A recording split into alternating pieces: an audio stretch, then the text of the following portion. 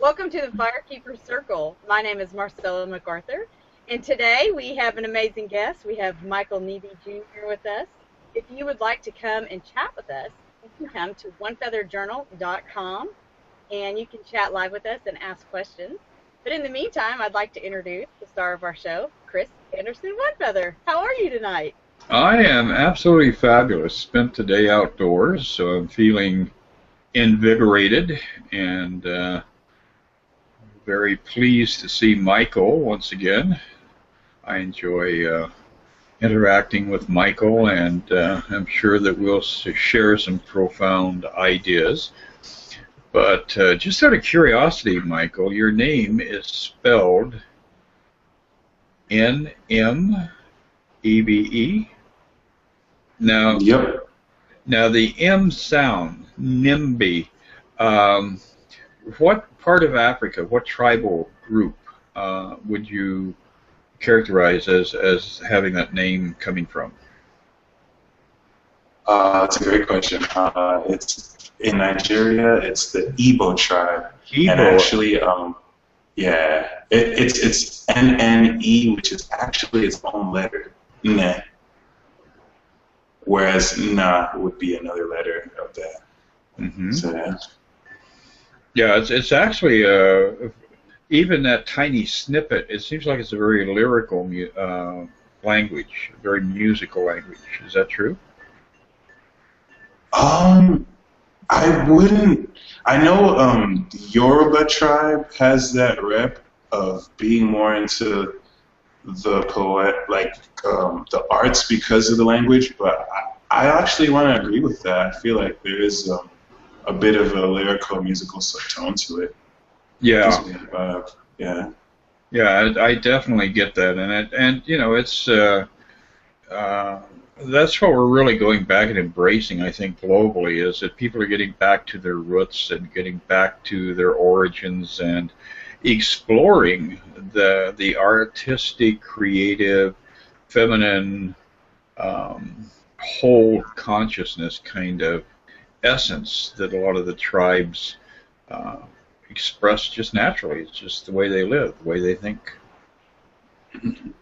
So now, Michael, you are in California now, which is kind of an alteration from Texas and then Kansas, and now you're in the land of the free, the home of the brave, and frequently the environment of the lunatic.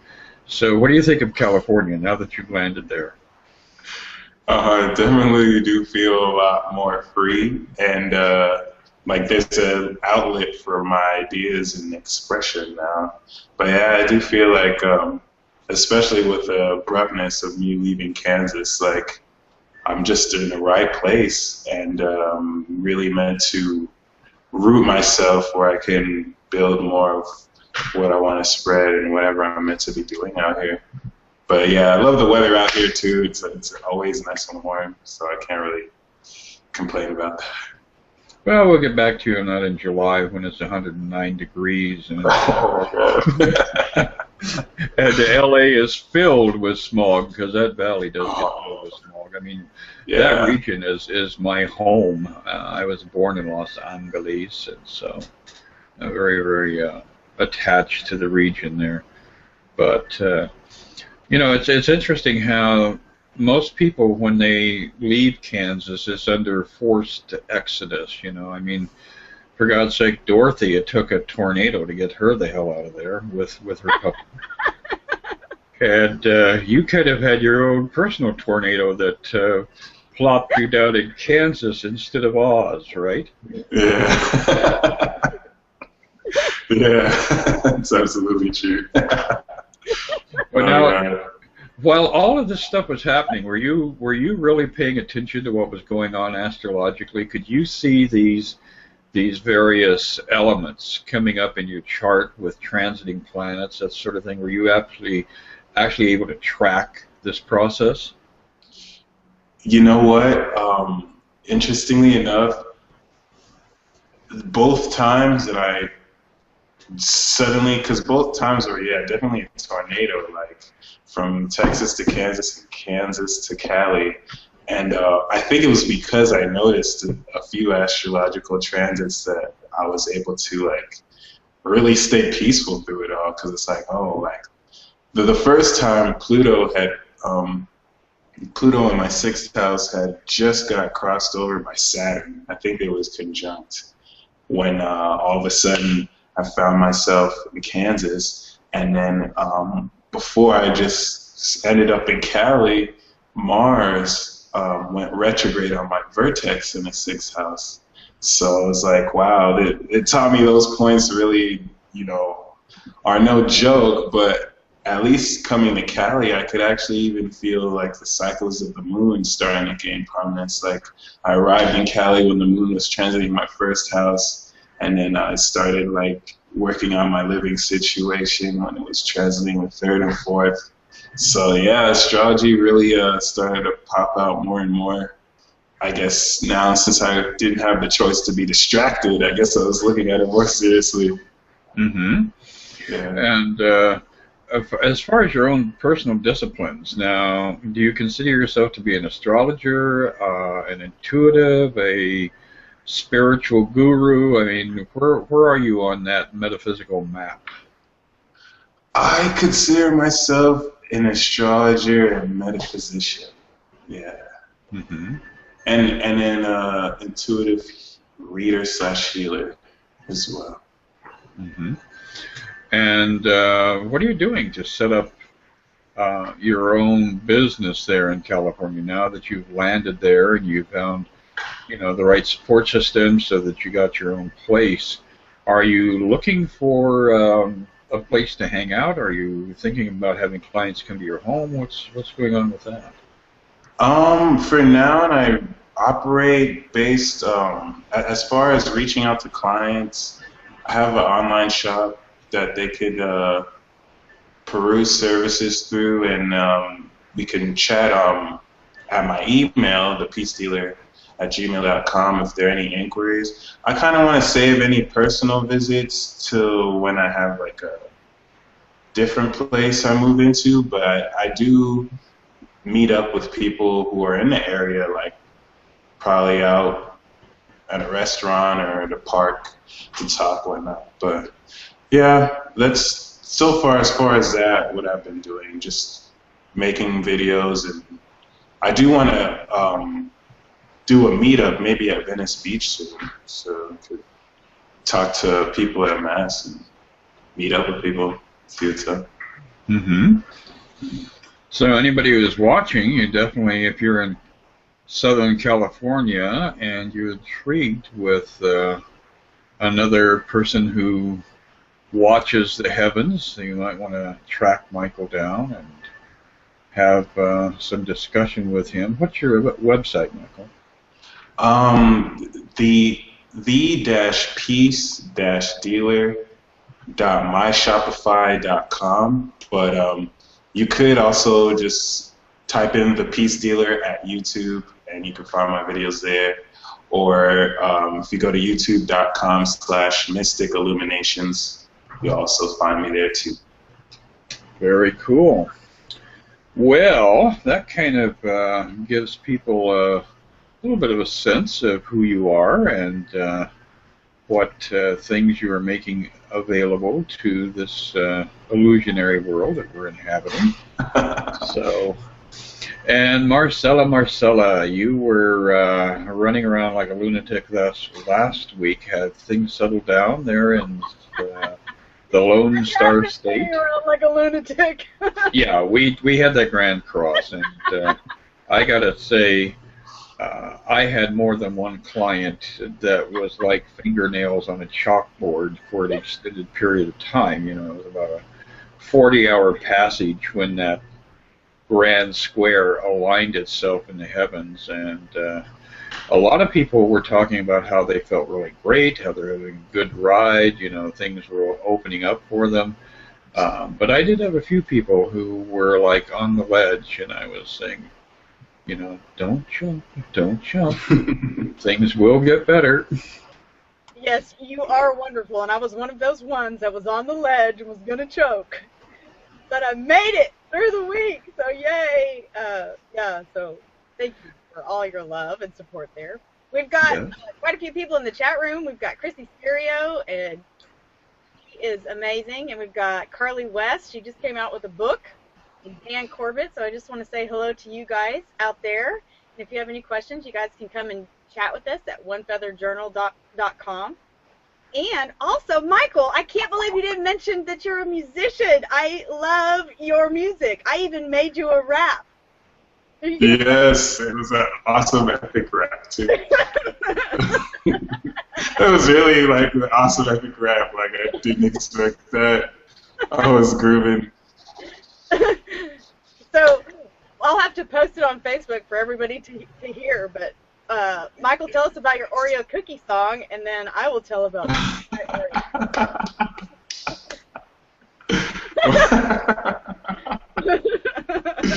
Well, if you'd like to reach me musically, I go by Rhyme Scheme, which is spelled rhyme, and scheme is actually spelled S-K-E-E-M. It's all one word. And one of my songs is called Double Stuffed for my upcoming album, Revenge of the Token, and it's all about how I grew up, you know, being called an Oreo cookie because I don't really speak like I'm from the hood. I don't have, like, I guess, hood vernacular, so people would say I'm black on the outside and white on the inside, like an Oreo cookie. So that was the inspiration for that song and kind of the theme for that album, like growing up, being, not necessarily being the only black person in the class, but just being the only minority in a class, whether you're the only Asian or the only white person in a school full of black people, stuff like that. So that's where I went with that track. And then Marcelo remixed it and made like the craziest, awesome rap. That made my day when I saw it. I was like, wow, I love that. So my song was vanilla on the outside, chocolate on the inside. You know, I always think of little girls with silver curls, and I love Oreos. Oreos, the very best cookie that ever was. And girls are nice, but gee, what icing comes on Oreos. It goes on and on and on. I remember TV jingles from like the 1950s. So don't get me started on that tonight, or we're all doomed. But you know, in the Native American community, we have people who are Indians by physical appearance, much more physically obvious than I am. I look more like I just got off a boat from Scandinavia or something. But in the Native community, we have people who have a red man's skin, but he has the ethics of the white man, and they're not particularly appreciated. They're referred to as apples, red on the outside, void on the inside. So. But you know, all the silliness of this idea of separation is really what we're trying to heal collectively, because when you start to step out of identifying others as their physical body, which will only occur when you are earnestly trying to step out of seeing yourself as a physical body, and the physical body is a symbol of the ego. So as you're starting to give less power to the ego, and you're starting that journey toward unified consciousness, you will begin to notice that people do have a second essence. And sometimes you'll catch it out of the corner of your eye, or sometimes you would be in that kind of free fall state where you're not really thinking, and you'll look up and you'll see somebody, but you won't see their physical body. You'll see this glow. And in the Celestine prophecy, you know, this was one of the things that was highlighted, is that eventually we'll be getting to that higher vibration where we're seeing everybody as a glowing being of light. and at the same time able to perceive their ethnic heritage and their cultural gifts. So hopefully we'll be moving very rapidly in that direction, especially with this eclipse coming up, and we've managed to get past this period of grand squares and a lot of tension in the heavens that was reflective of tension within the collective consciousness. But we're really aiming in that direction. We're really trying to heal the way we see ourselves. And so tonight, I am going to give you a little snippet from A Course in Miracles that I think is really a beautiful idea if you're willing to contemplate it and perhaps incorporate it into your own consciousness. And in the section in the Course, section 9, it is healing as corrected perception. And of course, really, truth is that all of our experience is a result of our perception, how we perceive ourselves. And the Course says wholeness heals because it is of the mind. The key thought here, the mind. All forms of sickness, even unto death, are physical expressions of the fear of awakening. They are attempts to reinforce sleeping out of fear of waking. And that's what we're at. You know, we're right on the verge of a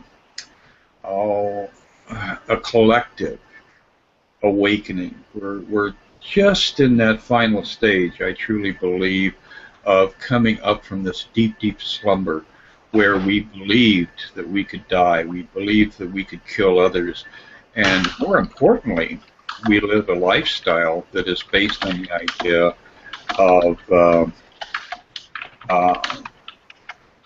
absorbing instead of expressing the energy, the life force that is inherent and a part of who we are.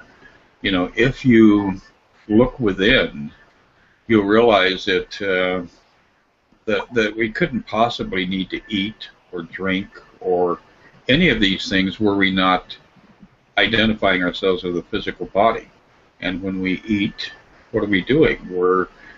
We're pulling the energy out of another presence. We're pulling it out of a, you know, chicken or an egg or a blade of grass or a head of cabbage. But whatever it is, we're in this realm living like vampires. And the idea is to segue out of that and to loose our attachment to the physical experience and the, you know, that liberation, that sudden shift of awareness makes us realize that life is expressed through us, and we don't have to go out and claw around and kill something and consume it in order to create continuity of life. So kind of a series of interesting thoughts there that you might want to reflect on, and then perhaps go out and pick up a copy of A Course in Miracles on your own. That's wonderful. Yes, well, that's as much preaching as you're going to get out of me tonight, you know, because I was out in the woods today, and we went to a place called Starved Rock, and it is a misnomer. The name was associated with a story, which is in actual fact a myth. It was that one group of Indians, the Illini, had betrayed another group of Indians, and so the other group of Indians, which unfortunately was identified as my people, the Potawatomi and the Fox and the Sac and the Kickapoo, cornered the Illini, and there was a mass extinction at that particular site. And in reality, that was there is nothing historic about that story, but nonetheless, it is a very fascinating region, and it does have a haunting presence. You know, the deep caverns and streams and waterfalls and a river. So it's a really beautiful area, and I went there with the family and the great-grandchild, who is 3, and so while the grandson and the son were doing their 10-mile hike for Boy Scouts, the 3-year-old and the 68-year-old were tottering around, and virtually identical kind of activity, blundering through the woods. And my poor daughter-in-law was like, "Don't fall off the ledge. Don't fall down. If you fall down, I'll pick you up."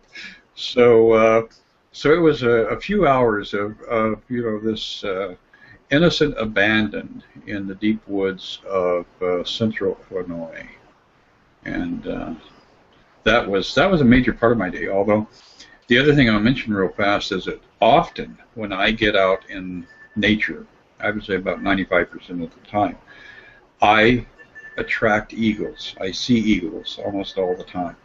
And today we saw 3 eagles, a mated pair that were just, floating on the thermal currents, and then this one elder eagle, and he kind of came up over the trees while I was sitting out on this veranda at the lodge there and looking out over the canyon, and he had caught a thermal, and he just floated up above the trees and went sideways and kind of gave me a signal, kind of gave me a aha.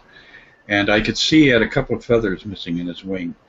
But that was, a very strong validation from Spirit that my spiritual forces that I seem to have assembled in this lifetime are very much present.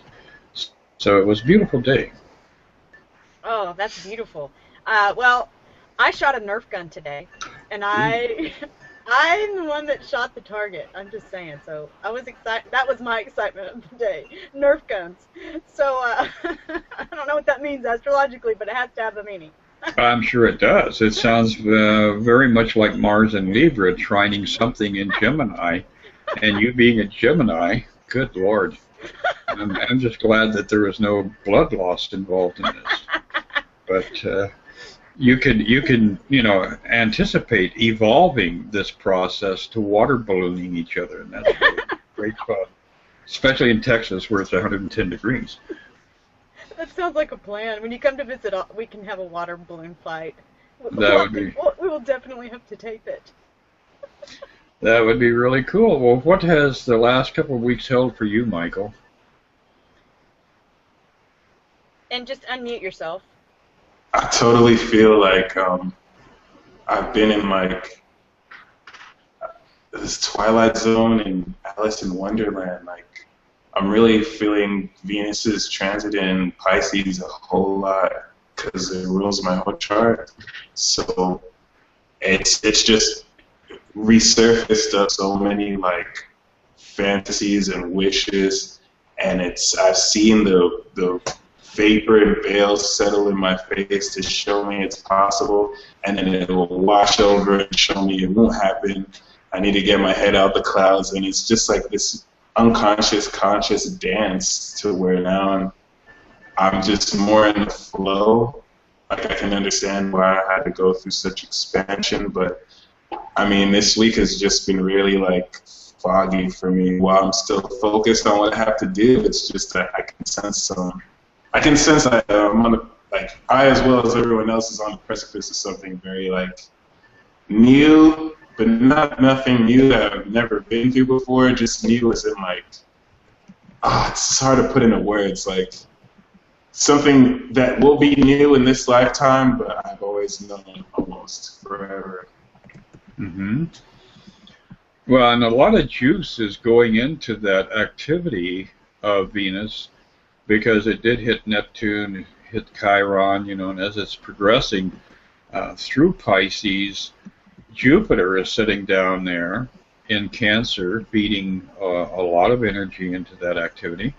And then good old Pluto, we love Pluto. Pluto is, it's the vulcanizer. It's like the volcanic eruption in our life, and Pluto is feeding into that Piscean energy also, because it's in a nice tight sextile to Pisces. So interesting how a lot of this energy right now is focused on the Neptunian element of our looking more deeply within the illusion of this life and coming to some profound insights about what the real meaning and nature of life actually is. definitely what it's been feeling like for sure. Just coming into so many new perspectives of viewing this reality. I wake up now and it's like, which part of the dream am I in now? It's just, yeah.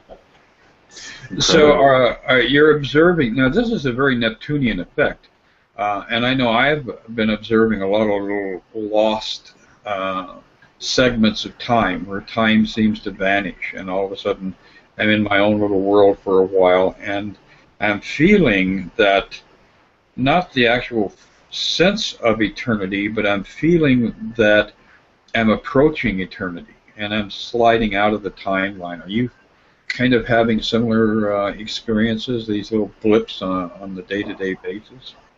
Yeah, I think that's I think that's what I've been trying to say. I think you said it, hit the nail on the head right there.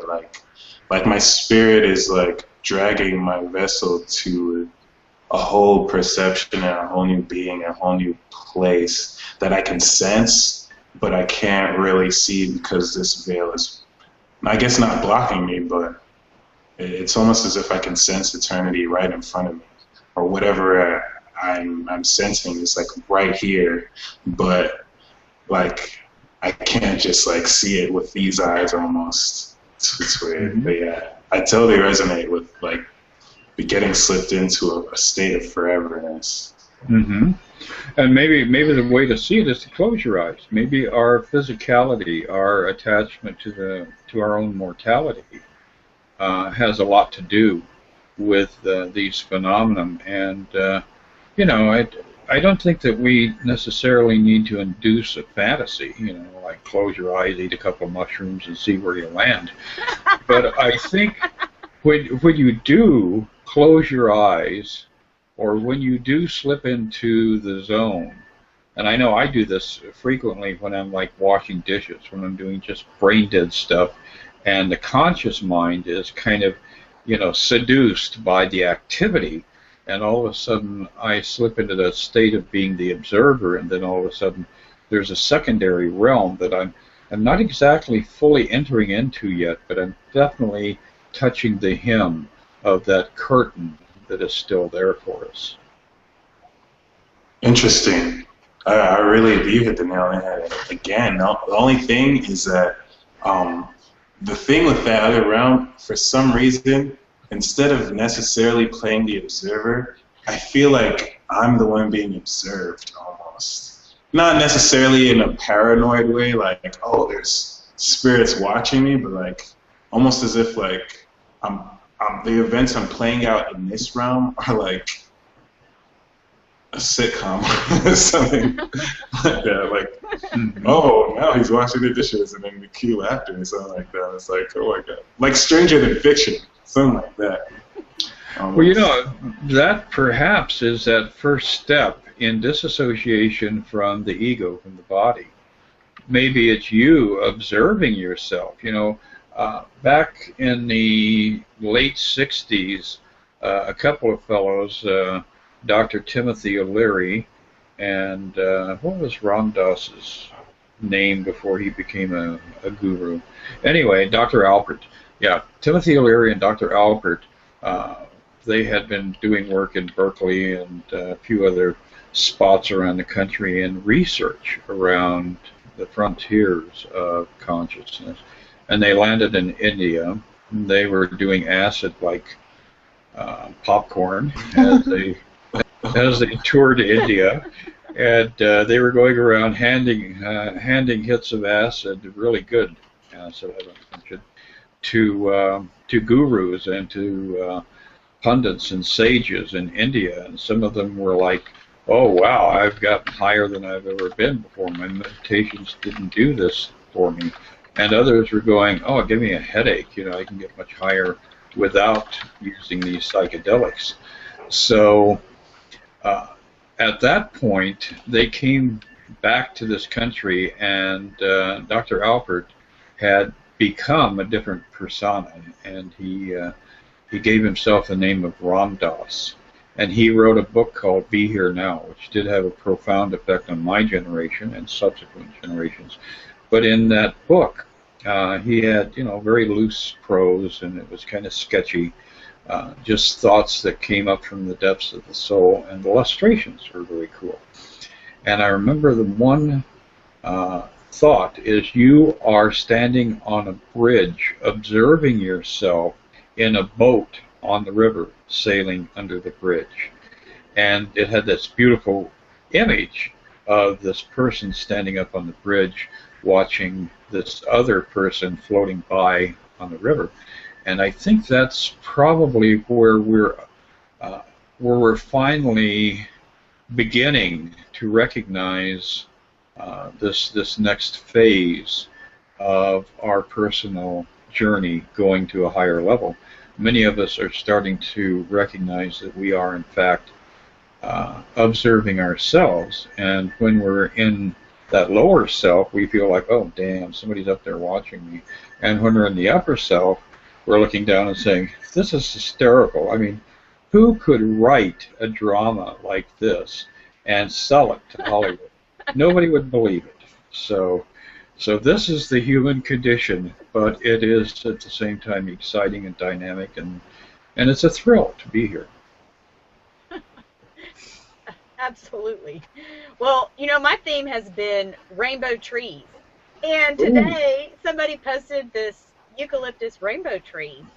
And so I posted it on my Facebook page, but they're real. I thought they were just in my imagination, so I was glad to know that it was really real. Well, the eucalyptus, of course, migrated here from Australia. I think it was John Muir who brought over like 10,000 of them on a ship at one point, and all of a sudden they appeared all up and down the Pacific coast and have been migrating across to the southwest. But the medicinal properties of eucalyptus, I think, perhaps are reflected in the rainbow essence of some eucalyptus plants or trees. And they are like a prism. They have the oils and they have the essences that you can breathe that really do create some sort of a combustive factor in the human body, or at least we collectively believe that, and so we manifest that. But I love eucalyptus trees, and so do I, and I absolutely love the eucalyptus oil. You can use it for a bajillion things, and I love the smell, and it's got antibacterial properties. It's amazing. Mm-hmm. And when I went to Australia as a teenager, when I came back, that's all that koala bears eat are eucalyptus tree leaves. And my father said, well, what could I get you? And I was like, a koala bear. And my dad was like, no, I'm not going to get you a koala bear. We'd have to get eucalyptus trees here. But as a teenager, I didn't understand. Well, why can't I have a koala bear? I don't understand. You'd have to plant your own forest, and that could create all sorts of problems in the midst of a place like Texas, because they're not even considering the possibility of hemp, much less eucalyptus forests. That would be a very bizarre thing. Go to Texas and harvest the eucalyptus. Yes. But you could have actually threatened your father and told him, well, then I'm going to have to bring a wombat over. Of course, as soon as he looked at a wombat on YouTube, he would say, no, we're going to go ahead and get the koala bear for you. Oh, gosh. Well, interestingly enough, the koala bear, I've actually held one before. And they have, since all they eat is eucalyptus, they kind of have a eucalyptus poop smell to them. So it's a very interesting smell, and it's indescribable until you actually hold them. But it's very interesting. Well, now they're not actually a bear, are they? They're closer to being a rodent, if I remember right, kind of like a big raccoon or something. And they have claws. They have serious claws. So, if you get a koala bear as cute and loving as he appears to be, if you get him pissed off, you're going to be scarred for life as a result of that experience. It's true. But nonetheless, it is a fascinating world we have created here for ourselves and in the collective. Do we have anybody in the chat room who's popping up with a question or two for me or Michael or Marcella? Or we haven't had any questions yet, but I've been asking to see if anybody has questions. Everybody has been just commenting and having fun along the way. You know, Dan said that me having the Nerf gun equals very peaceful. So I thought that was pretty funny. So, and lots of thank yous and lots of love that's going on in the chat. And everybody is, you know, feeling the change with the eclipse. And they're just telling us about how they're feeling. Holding space and also having a lot of fun with the Carly says that she loves the koala bears too, so they are so cute. yes, and you know the other ones that I love are the lemurs, those little critters with the huge eyes, and they all look like you caught me. But anyway, the wildlife for both the northern and southern hemispheres are an ongoing source of delight. Well, as long as you don't get eaten by them. That's right. Chrissy says she wants to know astrologically what's going on, and that's for both of you guys. Okay. Well, to give my interpretation, and then Michael will most definitely, I'm sure, have some very lucid and deep thoughts about this too. Michael is a Gemini, if I remember correctly. Yes, he is. He's got a Capricorn moon, so. Uh-oh, so I've got bookends tonight. I've got Marcella with a Gemini Capricorn, and I've got Michael with a Gemini Capricorn. And here I am, the good old Pisces Aquarius, which is, you know, I was born on the same birthday that most astrologers believe Jesus was born on, which is March 1st. And then I look at my my younger partner here with a March 1st tome, and that, of course, is Justin Bieber. And I think of Jesus, Justin Bieber. This makes sense. This is something I can live with. So anyway, I hope that didn't offend too many people, but this astrological cycle that we're in right now, we're in the dark. We're moving into the latter degrees of Aries now. And so every 28 point, I don't know, 28 and a quarter days or some such thing, the moon's rotation comes back to renewal. It starts off again at a new point where it goes completely dark briefly and then begins to wax to fullness. And within that process, the old cycle, as we come into that point of renewal, we see the energy that is associated with that sign. Like, let's say the full moon had been in Aries, Libra axis. So now with the new moon, we're moving into a Taurus configuration, because both the sun and the moon will be in the sign of Taurus. And so as it hits that zone of renewal, we see all of that energy from the full moon previous, which was the sun in Aries, the moon in Libra in opposition. So we got Aries, Libra energy. We've also got Mars down in Libra, and we've got Uranus up in Aries. So there's a lot of, you know, kind of ziggy elements to that configuration. But we're seeing that final phase of that energy begin to crumble. Literally, it's like sand slipping through your fingers now, as the old goes out, and then we begin to edge into that renewal, where the sun and the moon have this momentary pause, where they experience union, masculine, the feminine, the conscious, the unconscious, and within the midst of this process, in this particular new moon, we will also have a solar eclipse, and that means that the Earth is here, the moon is in the middle, and the sun is over here. And, okay, the sun is what? The conscious mind, the life force. The moon is the unconscious mind, the hidden realm that we all live with but don't recognize most of the time. And so during this period, when the moon has renewed itself and is at the same time blocking the energy, the flow of the sun as it approaches Earth, what would that suggest to you? It would probably mean that the subconscious, all of a sudden, is going to reveal something to you. It's going to take over. It's going to say, okay, son, chill out for a couple of minutes here while I bring this deeper level of awareness that I have been hiding from you to the surface. So we're going to see a lot of people experience those aha moments. And there's also a certain element of chaos because, you know, your conscious mind is what you're using when you're driving a car. And if the subconscious says, hey, I'm going to take over, and, you know, we're going to Toontown, so get ready because it's going to be crazy for a few minutes, you might want to stop your car. Actually, you might want to go to Mickey D's and have a milkshake or something and just chill out and let this stuff come from within and see what it is that your own inner self wishes to present to you. So that's my thought on the new moon. And how about you, Michael? What are your thoughts? And unmute yourself, please.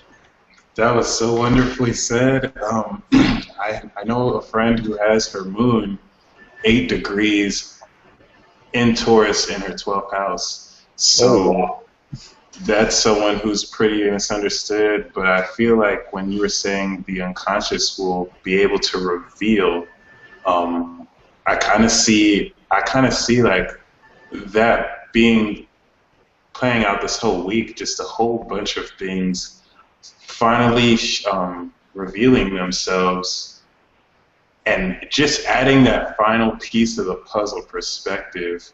And I think that while that happens, it's so beautiful that Venus wraps up in Pisces because it going through these last and final degrees is just like I feel like everything that's been happening right now is gonna like be tripled with the energy of the eclipse, and you'll really, really, truly feel this Venus transiting and moving into Aries. I feel like that is when we'll really be able to identify what this mysterious, mystical energy around the relationships were, and it's going to be very powerful. I just really like that you said like the eclipse will reveal it because I feel that revelation will really put everything into perspective and really show you, as far as the relationships go, I kind of get the vibe of the World card, kind of like the end of one story and the beginning of a whole new cycle and everything.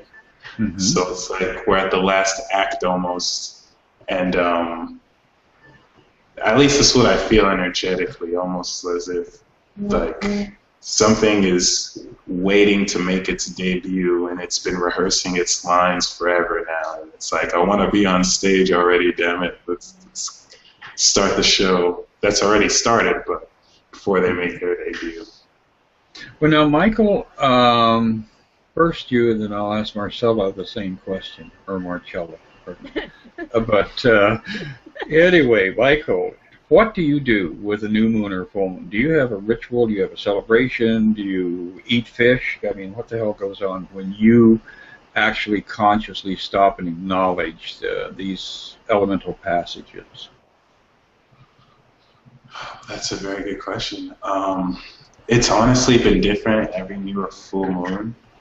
I kind of find myself just doing random things depending on how the energy is. Like, it happens to be a new moon, all right, do this ritual real quick. But I actually do want to, I guess because of my cat moon, I want to structure everything. I want to do like some kind of devotional or ritual every new moon and every full moon that's kind of personalized and whatnot.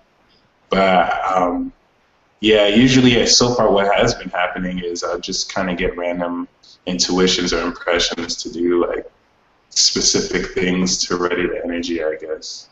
Mm-hmm. But yeah. And how about you, Marcella? Well, usually I do the new moon with my daughter, and we usually color a picture together of some sort and light candles. Olivia loves candles, and so do I.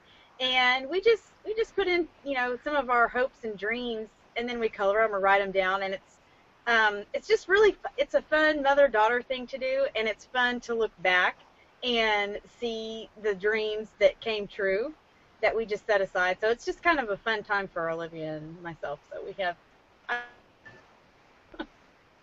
That's very, very nice. Mm-hmm.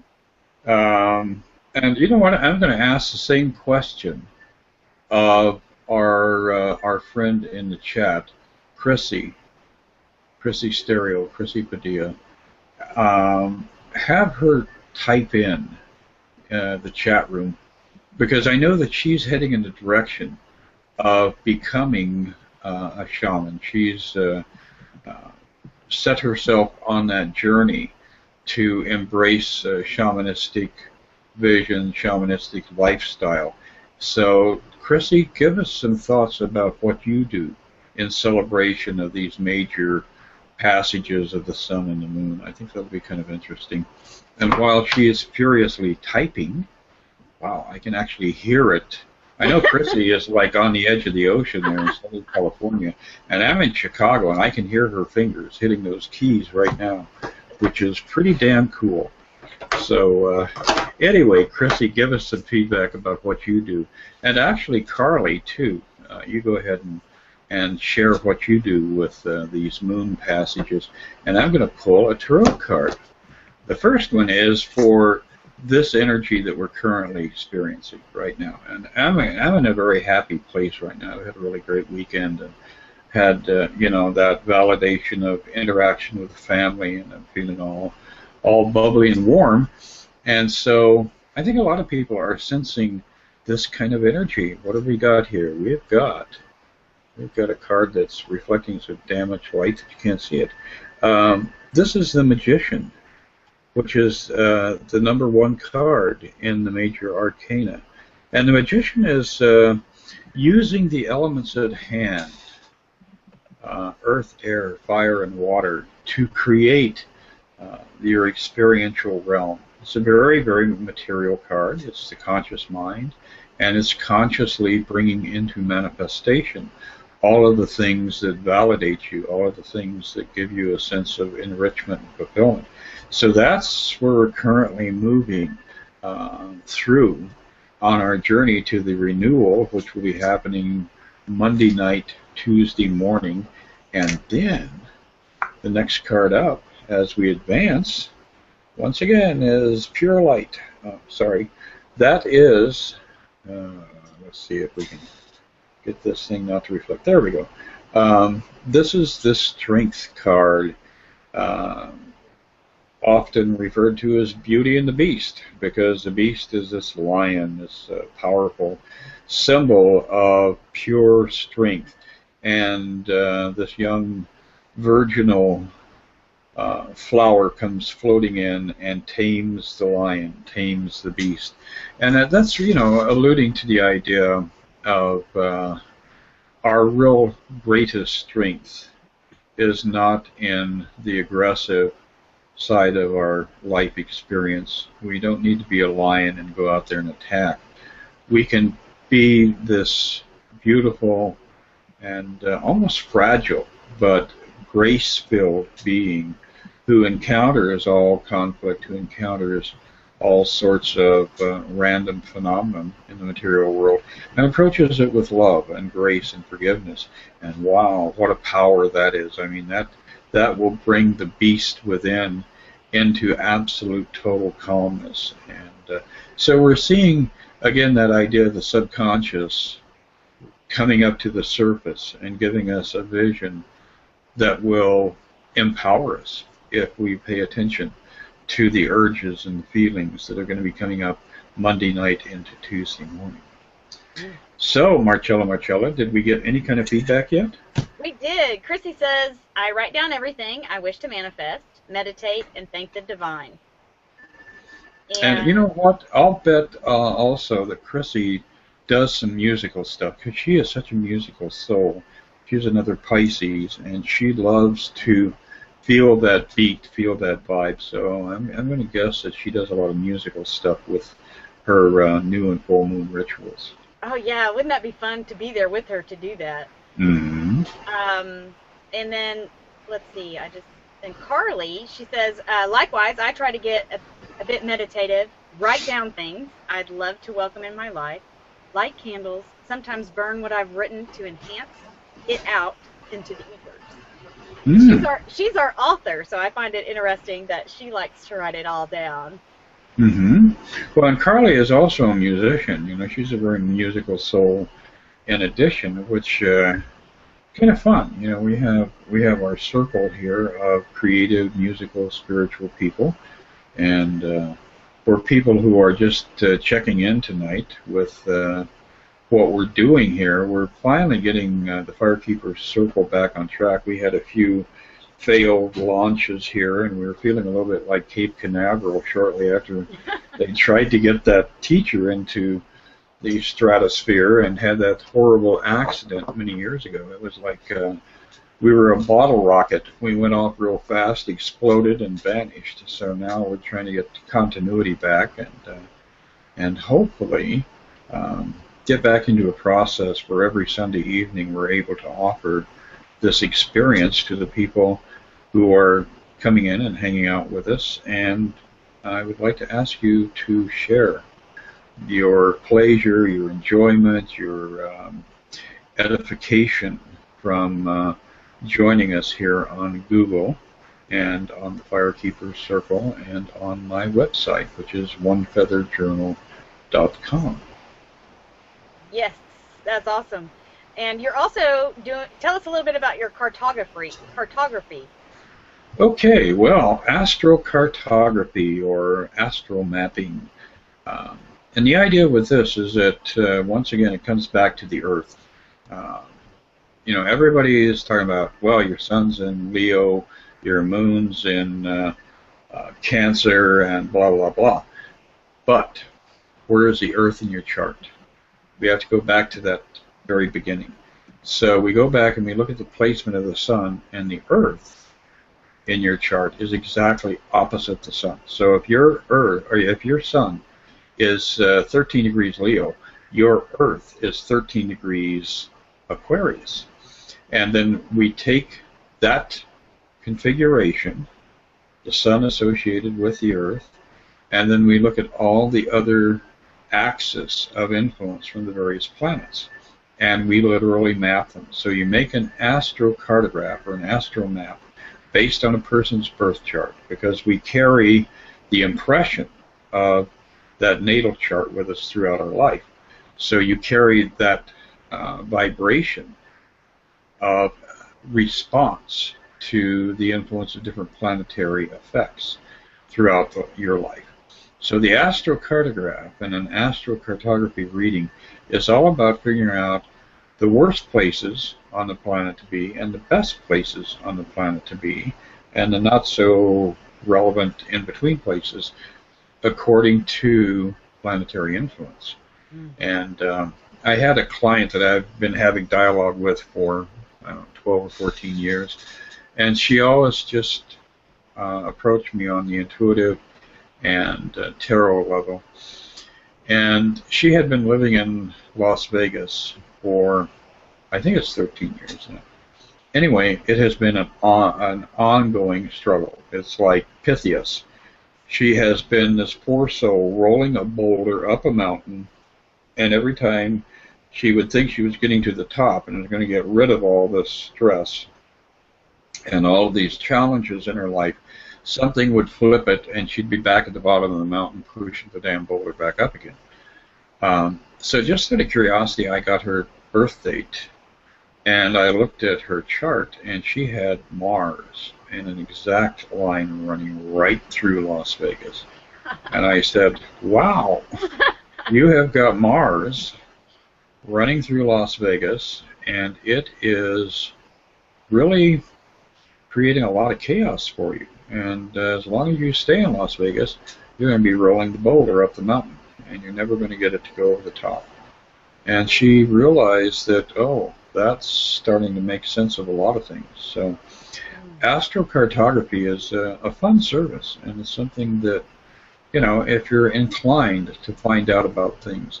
I've done a lot of mapping of my own life, and certain events would always occur on key planetary influence lines. So it does seem to have a very significant effect on the material life we live. Of course, as a spiritual being, we're immune to all this, and after getting run over by the truck in the middle of the road multiple times, that does force us to get out of the material identity and to transcend all of these things. So I always tell people, your chart is something that you're growing out of. You're not a victim of your chart. The point of looking at the chart has absolutely nothing to do with giving yourself a relief mechanism from having to engage in the karmic obligations you have. But the idea is to grow above all of this and transcend it and arrive at a higher level where truth is your life. Your life expresses truth. Mm. Oh, I love that. And I just wonder if Michael's astrocartography would be, there's no place like home, there's no place like home right there in California. Is that what it feels like, Michael? I know I fell in love with it as soon as I got here. I was just like, oh, yes. As soon as I got here, too, I was driving past Venice Beach. I was like, whoa, I could settle down here. Or I can at least enjoy my stay here for however long I'm here. It just seems like a whole bunch of possibilities opened up. I like possibilities. Nice. Well, you may be. Where's your natal Jupiter? My natal Jupiter is 15 degrees Cancer, so I'm about to have a Jupiter return right now. I would say so. Mm-hmm. Plus, I'm guessing that if we did an astrocartograph, I wouldn't be surprised if you had a Jupiter line running along that Pacific coast. And so you managed to unconsciously place yourself in one of the best environments you could be in. Nice. Interesting. Mm-hmm. That's so you look at the lines that run through the regions. Right. Mm-hmm. That's awesome. Yeah. See, the entire West Coast for me is covered by Pluto line. And I have a very chaotic experience with living all up and down the coast. I went through, volcanic eruptions periodically. Every time something would aspect in a negative way or stressful way Pluto in my chart, living under that hard Pluto influence, it was like, oh my goodness, there goes Mount Vesuvius one more time. So, the only other place I feel I'm being drawn to, I'd definitely love to get your cartography service when I'm ready for this move, is Paris. I definitely feel, it's like calling to me, like I'm meant to be there one day. Well, what you can do is, before you are able to afford Paris, go live in San Francisco for a few years, because San Francisco is the Paris of North America. It's a magical, magical city. I heard it's very good. Yeah. Yeah. And Paris, of course, is beyond magic. Paris is a place where you have a sense of connectivity to all the expressions that I would typify Paris as Jupiter-Uranus conjunct. Now, you can play around with those images in your mind and see where that takes you. That's profound. Oh my God. So we're coming up to the top of the hour. It is 10 p.m. in Chicago, and in Texas it is 8 p.m.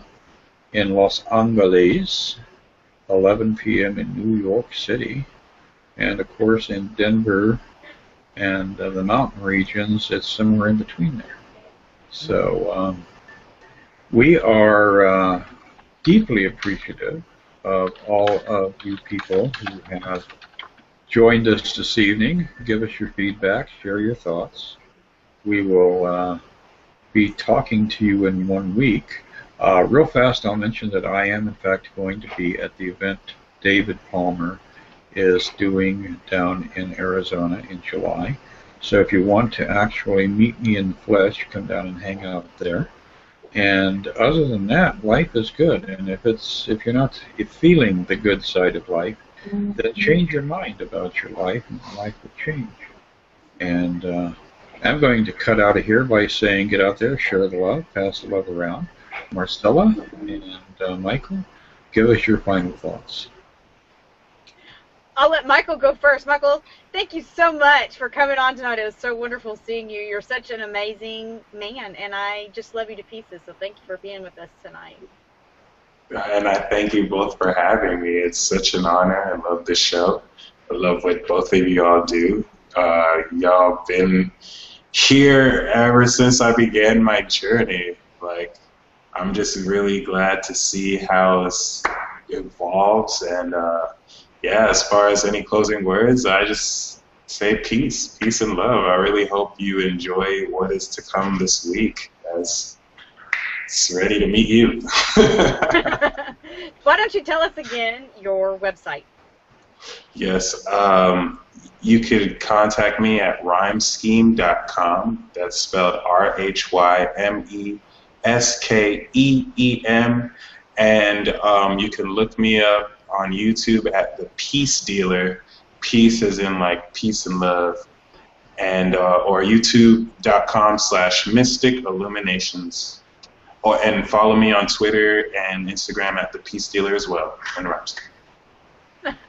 That's wonderful. Thank you, Michael. And thank you, Master One Feather. It's been an amazing show. Next week, we're going to have Dr. Matt Turner, and we will see you next week. Same bat time, same bat place. Have a wonderful week. Good night, all.